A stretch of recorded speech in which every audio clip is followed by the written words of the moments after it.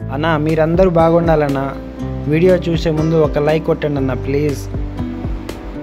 మౌనం ఎప్పుడూ అర్థం లేనిది కాదు, చేతకానిది అంతకన్నా కాదు. కొన్ని వేల ప్రశ్నలకు సమాధానం, కొన్ని వందల సమస్యలకు పరిష్కారం మౌనంలో దాగి ఉంటుంది. జీవితంలో అందరికంటే పెద్ద గురువు సమయం. ఎందుకంటే సమయం నేర్పిన పాఠాలు ఎవరు నేర్పలేరు.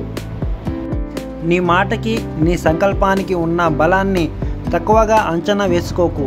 ఈ ప్రపంచంలో నీ సంకల్పం శక్తిని మించిన బలమైన ఆయుధం ఏది లేదు.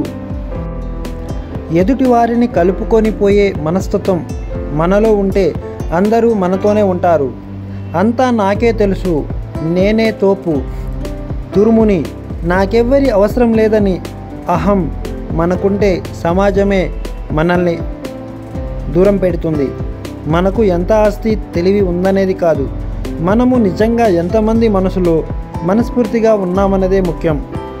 జీవితంలో ఆనందాన్ని అందించే ఒక తలుపు మూసుకుంటే మరో తలుపు తెరుచుకుంటుంది, కానీ మీరు మాత్రం ఆ మూసిన తలుపు వైపు చూస్తూ మీకోసం తెరిచిన తలుపును చూడకుండా వదిలేస్తారు.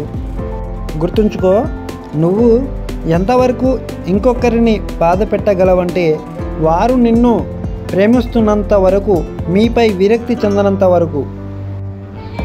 పిలవకపోతే వెళ్ళవద్దు, చెప్పకపోతే అడగవద్దు, ఆలస్యంగా చెప్పినా పట్టించుకోవద్దు. ముఖ్యమని భావిస్తే ముందే చెప్తారు, చివరిలో చెప్పారంటే ముందే వద్దు అనుకున్నారని అర్థం. తిన్న అన్నం ఒంట్లోనే ఉంటే ఒళ్ళు చెడిపోతుంది, ఉన్న ధనం ఇంట్లోనే ఉంటే ఇల్లు చెడిపోతుంది. అందుకే నువ్వు తింటూ నలుగురిని తినిపించు, నువ్వు బ్రతుకుతూ నలుగురిని బ్రతికించు. డబ్బు సంపాదించడం అంటే నేలను గుండు సూదితో తవ్వడం లాంటిది, చాలా కష్టం. అదే డబ్బుని ఖర్చు పెట్టడం అంటే గాలి ఊదిన బెలూన్ని గుండు సూదితో గుచ్చడం లాంటిది, చాలా సులభం ఖర్చు చేయడం. గొడవపడి మాట్లాడకుండా ఉండే కాలం పోయి, మాట్లాడితే గొడవలు అవుతాయని మాట్లాడకుండా ఉండే రోజులు వచ్చాయి. 10 రూపాయలు సంపాదిస్తుంటే పలు రకాల మనుషులు నీకు పరిచయం అవుతారు. 10 రూపాయలు అప్పడిగినప్పుడు పరిచయస్తులే పరాయి వాళ్ళులా నీకు దూరంగా పారిపోతారు. మిత్రమా, ఇది గుర్తుంచుకో. రాతలు బాగుంటే నీతులు ఎన్నైనా చెప్పవచ్చు. గెలిచినవాడు సోది చెప్పినా చప్పట్లు కొడతారు ప్రజలు, ఓడినవాడు మంచి చెప్పినా సోది అంటారు ఈ జనాలే. తెగిన దారానికి ఎన్ని ముడులు వేసినా మునుపటిలా అనిపించదు.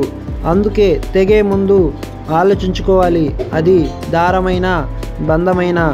జాగ్రత్త సుమా, మాట్లాడే ముందు ఆలోచించుకోవాలి. ఎవరైతే ఎప్పుడు మాట్లాడుతూ ఎక్కువగా నవ్వుతూ ఉంటారో వాళ్ళు వాళ్ళ మనసులో దానికంటే ఎక్కువగా ఏడుస్తూ ఉంటారు.